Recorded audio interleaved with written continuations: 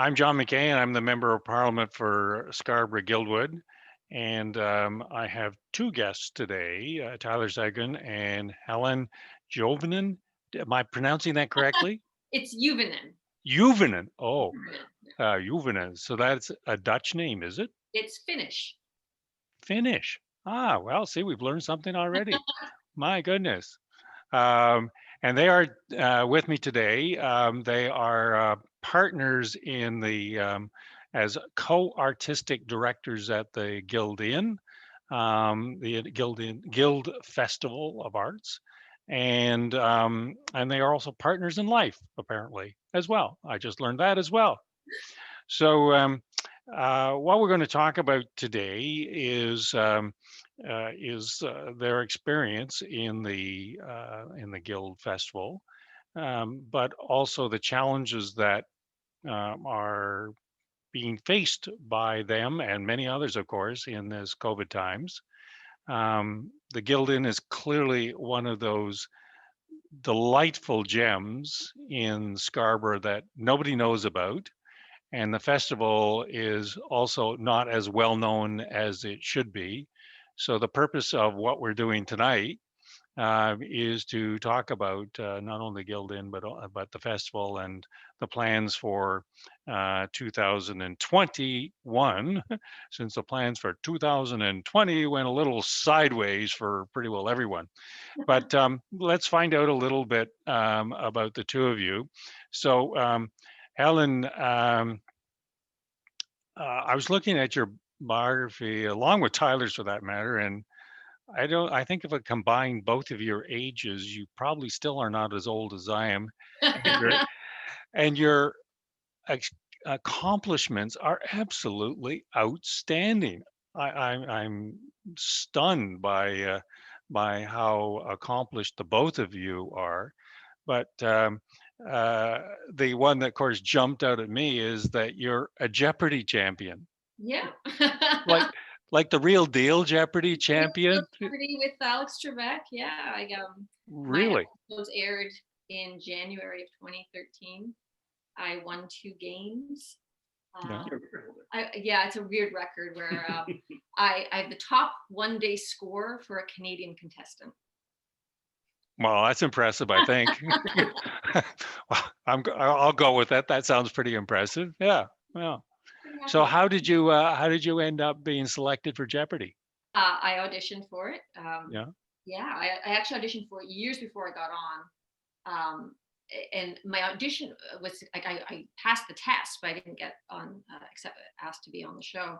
And I kept trying, and I watched practically every episode of Jeopardy for like a decade, and then finally had the opportunity to audition again, and I was prepared this time. So what category are you a whiz at? Is it theater, television shows, culture, all that sort of stuff? Theater, pop culture. I did a lot of studying, so I've lost a lot of the information now, but I brushed up on the American history and politics and geography because it's an American show. So yeah. Memo to self: don't play trivia with Helen. But you want me on your team. That's right. You want me on your team. Oh, okay. Yeah. And no matter what we do, she gets to pull out the I'm the smartest card. I see. Well, interestingly, my son used to be a professor in California, and at a California university. Obviously, if you were a professor in California, that was probably you are. And he used to get together with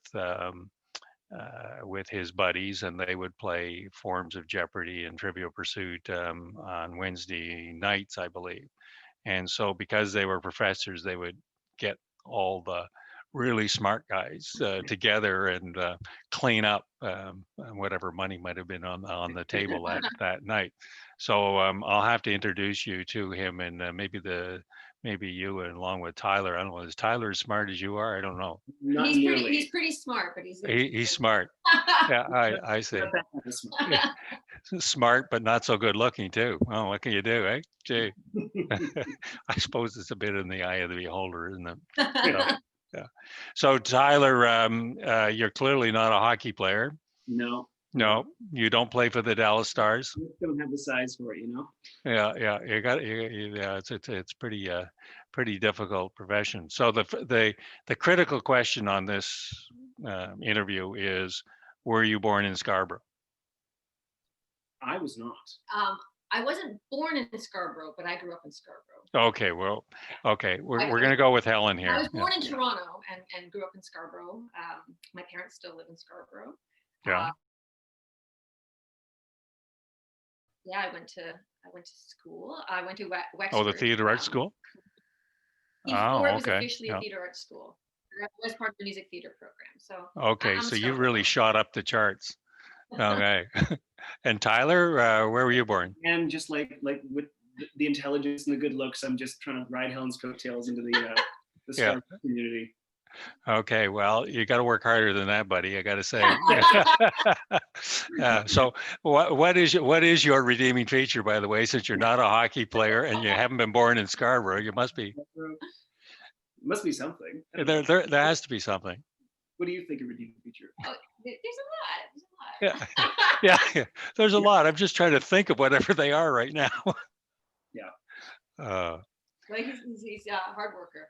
There you go. He's a definite. Okay, well, we'll go with that.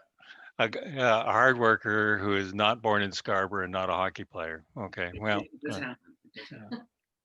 So the two of you have extraordinarily impressive resumes as writers, as actors, as film directors, and oh my goodness, like it just goes on and on and on. I mean, you must bore yourselves with your credits. So tell me how it is you arrive as co-directors of the Guild Theatre. Well, we were familiar with the Guild Festival Theatre from its beginning. I was really excited growing up in Scarborough when they announced this professional theatre company was going to be based in Scarborough. So I got really excited. Tyler. I was part of their second season. So Sten Eric, who's the founder of the Guild Festival Theatre, he directed that production of Clouds Over T.O., which was an adaptation of a Greek comedy called The Clouds. And I think that season still goes down in history for the Guild Festival Theatre as being the rainiest summer on record. We seem to call the clouds. Clouds came down. And that's how I got involved with the theatre and got to know Sten and got to start working more deeply with the company. Yeah. And then in their third season, I assisted Sten as his assistant director on The Misanthrope.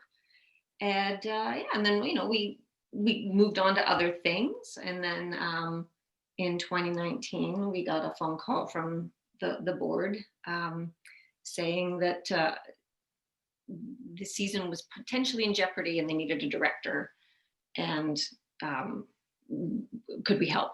So we had a conversation. It was really late in the season, so we had a discussion about whether we were both already committed to other things. And so we said, well, neither of us can take it on our own, but we could do it together. So we co-directed Anne that season. And I guess the board was happy with us. And at the end of the season, they asked if we would like to step in as co-artistic directors of the company. Oh, really? Well, that's kind of an interesting story. Yeah. And had either of you or both of you done something like that before? Well, I've run an independent theater company for several years called Thought for Food. So we've produced shows before, produced and directed and done all that. But we've never been artistic directors of a company with a board. That's a registered charity. That has certain sort of depth of roots in a particular community, the way Guild Festival Theatre does. We sort of worked project to project, and whenever an interesting script came up or whenever an interesting group of people presented themselves, we said, okay, well let's do something. Let's do this. Let's do this interesting thing, and we do it, and then we'd move on, and that was kind of that. So the Guild Festival Theatre, with a regular space and a regular audience and certain obligations and responsibilities to the community, has been a new adventure for us. A really interesting one, I'd say. Now, are you just being diplomatic and political and saying, "Oh, it's been a new adventure for us," or has this been actually kind of a good new adventure for you? I'd say it's been a good new adventure. Yeah. I've certainly learned a lot and grown a lot. It's a very different. It's very different to be a freelance artist than it is to be an administrator. Okay. And so, and they're both, they're both satisfying, and they're both challenging, and they're both frustrating. But they both have their own triumphs. And they're a little bit different. And I've really been happy this past year, especially, that we were in a position to, despite all the challenges of 2020, to still be able to create work for artists, for our colleagues, to be one of the only theaters in the country that was able to turn to a cast of artists and say, we're still making something. We still have an audience. Our community still needs us, and we still need you. And so it was tremendous to be in a position like that. So what's it like to have to account to, if you will, a community theater group who are quite opinionated, of course. Whether the opinions are well founded or not is another issue. But if you in fact have been fairly independent, doing the projects that are of interest to you, and now you're kind of quote unquote tied to a particular organization. How's that transition work for you? It's been good. It's really great to know that you have an audience and you have people supporting you, no matter what, really. Like this summer really showed us that. We had to scrap our planned season and pivot into a different form of entertainment this summer. But one of the reasons we chose to pivot was because we knew we had this community that wanted something. Like a lot of companies this year, like they saw the challenge and said, I think we're going to sit this summer out. And we actually went down to the park in the spring, and I went, how can we not do something this year? We have to at least try. We have to try. So we held on to a few dates in the summer that we would normally perform on the stage, and we just held on to as many as we could in case we would be allowed to perform in the park, because it is such a special place. And so we felt it was really important to do whatever we could to make sure something happened this summer. So as I said in the intro, this is the park is quite clearly a gem, a not very well known gem in the Greater Toronto area. The theater, the festival is a gem within a gem. So tell me why somebody would not want to sit on a lawn chair in a lovely summer evening with a gentle breeze coming in off Lake Ontario and watch high quality theater performed by outstanding artists. Tell me, what's wrong with that picture? There's nothing wrong with it. Yeah. That's one of the exciting things. We I will admit we have a perception problem being in Scarborough. People think of it as being far. And I think for people who either don't live in the area or don't have a vehicle, there is a bit of a barrier to getting down to the park. But we had some friends who came to see the show in 2019, and they said, "Oh gosh, it took 40 minutes on TTC." And I said, "Well, how long does it take you to get downtown to a downtown theater?" And they went, an hour and a half. Yes. No, about the same. Exactly. So there is a little bit of a barrier. We're working on overcoming that. But I mean, one of the great things, it is such a beautiful space, and so we're saying it's not, don't just come for the show, come experience the park. Yeah, exactly. It is an outstanding experience, and bring your hiking boots, because there's a nice little trails both down to the lake and along the waterfront there. It's amazing, and the Guild Plaza has that one restaurant, which I think is pretty decent, actually. It's a bit better than a Roadhouse. And then if you can always go up to the Stone Cottage Inn, which is also quite a bit better than a Roadhouse, I think. So such a burden for people from downtown Toronto. I feel so badly for you. Oh, yes. Well, have you noticed that the GO train stops at the Guild? Yes. Anyways, far be it from me. I know exactly the problem that you're talking about. People in Scarborough face this all the time. The discount. So, what were your plans, and what happened in 2020, and what are you planning for 2021? Okay. Well, our plans in 2020 were hugely ambitious. It was our first season as artistic directors. We're approaching it was the 9th year for the festival. It was always intended to be a festival in that it has multiple offerings, but just to for various reasons, it had always been a single show every year. And so we came in and we said, well, there's 2 of us. Surely we can shoulder twice as much work. So we decided to present 2 productions. And we didn't just stop there. We also decided to do like a music series so that there would be, other offerings throughout the summer. And what were the productions, the intended productions? What were they? I was going to be directing Alice in Wonderland. And I was going to direct Saltwater Moon. Saltwater Moon. Okay. Yeah. Canadian play set in Newfoundland in the 1920s. Really? Yeah, it's a beautiful 2-hander. It's actually set outdoors on a starry night in August, and I thought, it'll be perfect to have it would. starry night in August. Yeah. So that was the plan, and our plan is to bring those shows back this summer, pending permission from the powers that be that we can actually go ahead with shows. So our plan is to bring those shows back. That's our hope. So when we had to cancel them, we did go to smaller scale production. Still inspired by those productions.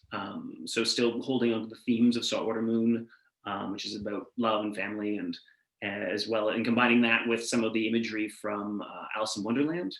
And so we ended up creating what we called Beyond the Stage, which were performances short performances, 20 to 30 minutes, that would go around to lawns and driveways throughout the neighborhood.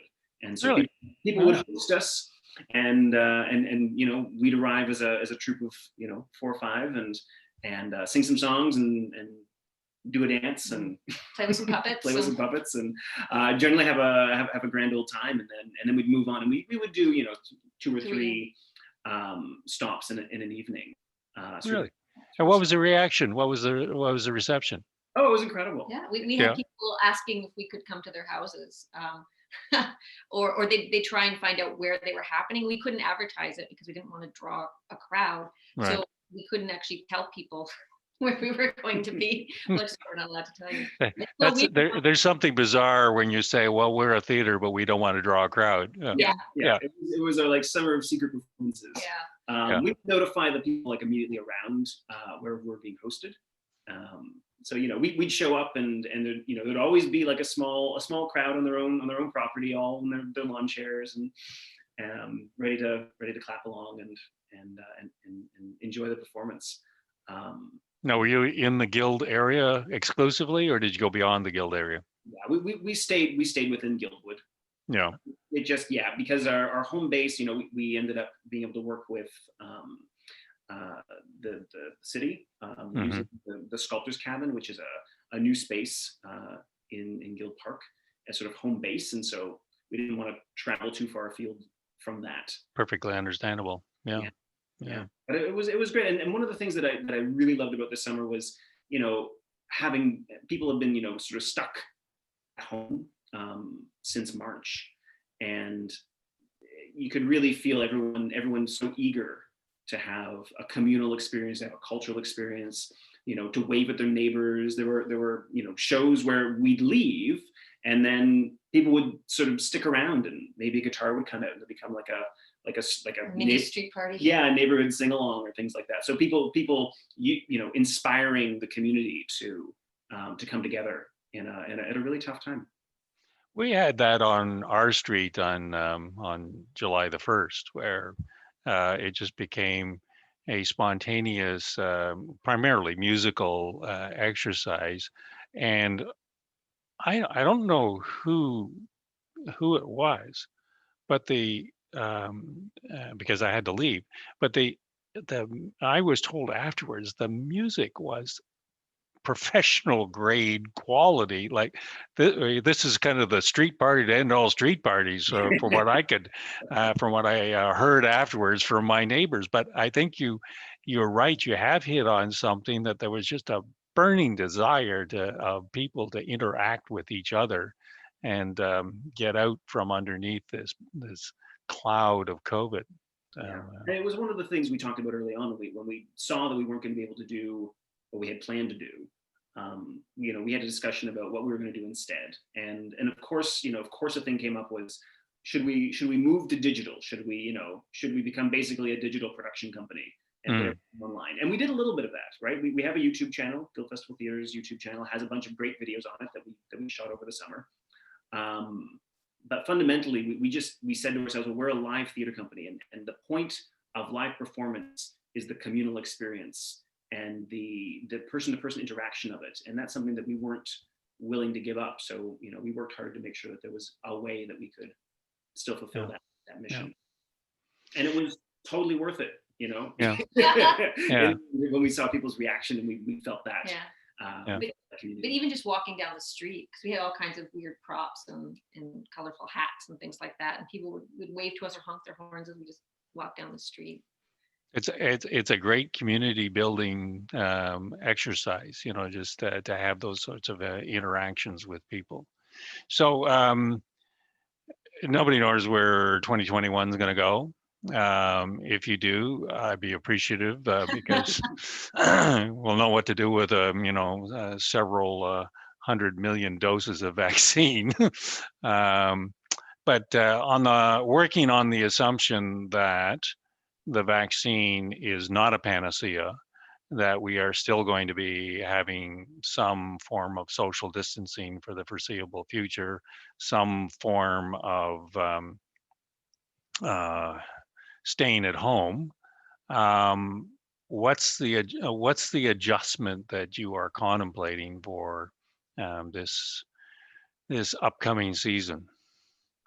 Well, we're hoping that we're going to be able to do some sort of in-person gathering. We were permitted to have gatherings up to 100 in August, but we kept ours to 50 when we were in the park. So even if we only allowed 50, we can space people out fairly reasonably in the space. We came up with a whole front of house process to get people in and out safely and make sure everyone had plenty of space between them. So even if we do have to, keep that sort of front of house process, we like to go forward and do shows in the park as much as we can.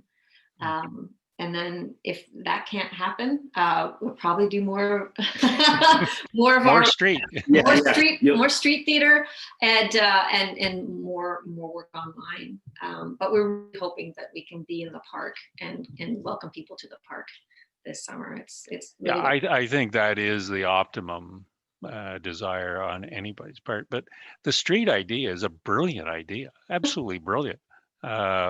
In fact, if you're looking for streets, I can put out an invitation for mine. I don't live in the Guild, but I live not far from the Guild. I'm sure we could line you up quite quickly with lots of opportunities, shall we say. This has been a great chat. I was thinking about the Guild as a site. It's had quite a history. I don't know how much of the site you know about, but at one point it was in effect a recovery hospital for people returning from the war who had what they used to call shell shock, which is really PTSD, and it was that for quite a number of years before the people moved in and took over the mansion The name is escaping me right now. So it's had a unique and special history for Scarborough going back many decades. And recently we planted out front of the guild two oaks, two little oak trees, which are Vimy oaks. And they have a story to them as well. There was a Scarborough farmer, Tyler, take note, Scarborough, um, and um, and he went off to World War One. He was a communications specialist and participated in probably the greatest battle of the Canadian Army, which was the taking of the Vimy Ridge. He gathered, after the battle, he gathered some acorns and returned to Scarborough with the acorns and planted them. And of course, from acorns grow into oak trees. And if you go to the site of his former farm in northwestern Scarborough, up in Agincourt, you'll see the remaining stand of oak trees from the Vimy battle. And so to commemorate that, a good friend of mine decided that he would take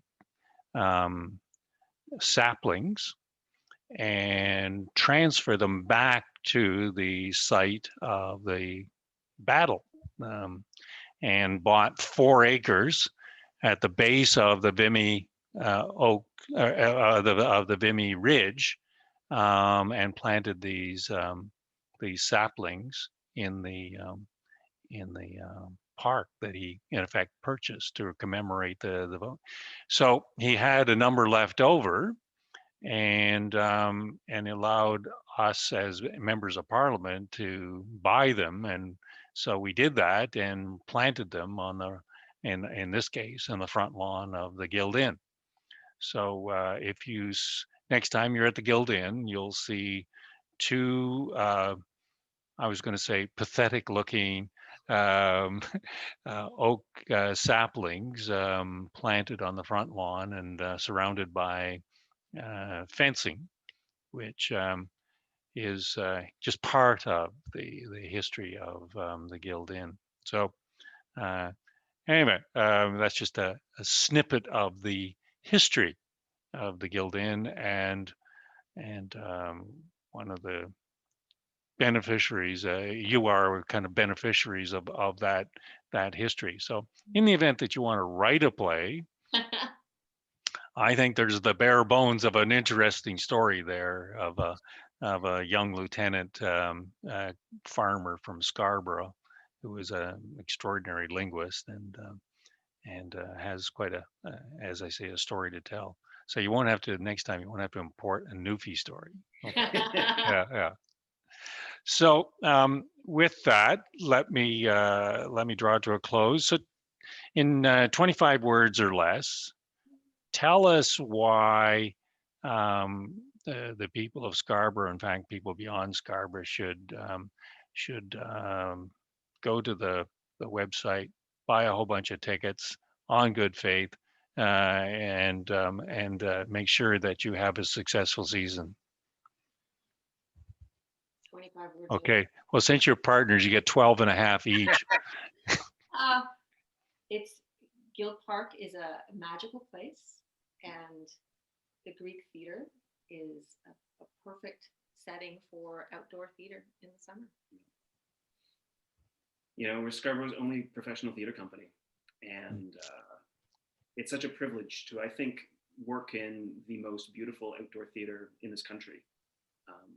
And if you love great stories, if you love great theater, then you should definitely come to the Guild Festival Theater. Well, I think you went over your word count, but you're absolutely right. Yeah. No, it is a magical way to spend a beautiful summer evening. and even if you have to resort to a street party to do so, it is great. And you two are just amazing. I know one's a Jeopardy winner, and the other one is not a hockey player, but but the two of you are just an extraordinary partnership, and we are very, very fortunate to have you. So thank you for doing this. And hopefully we will have I was going to say a near normal summer. And with that near normal summer, yes, exactly, cross your fingers. We will have an ability to have this gem within a gem